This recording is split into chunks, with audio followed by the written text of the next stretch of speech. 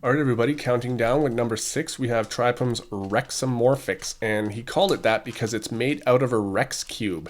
So the inner mechanism is exactly like a Rex cube, except on some sides it's been cut down and some sides it's been built up.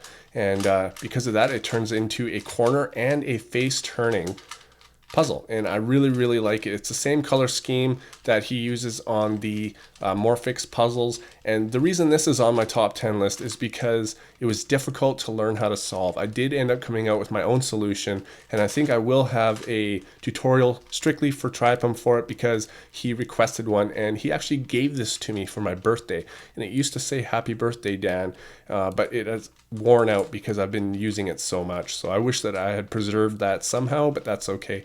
And so as you can see, this one turns on the corners, and if you turn it just on the corners, it's sort of like it's basically exactly like a Pyraminx, and it's solved exactly the same.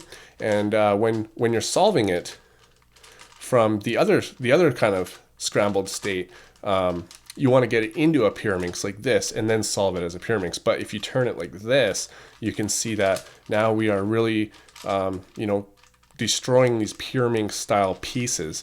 And it's a little bit more of a tricky solve than you might think.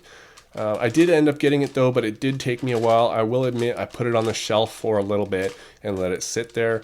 This is definitely one of my favorite puzzles. I actually considered putting it higher up on the list. There's just a lot of really awesome puzzles I had, and it was a really hard decision, and I find myself being torn between some puzzles. So I made my choices, and this is number 6, the Rexamorphix, made and designed by Tripum. Go ahead and click one of the other numbers and see what other favorite puzzles I have.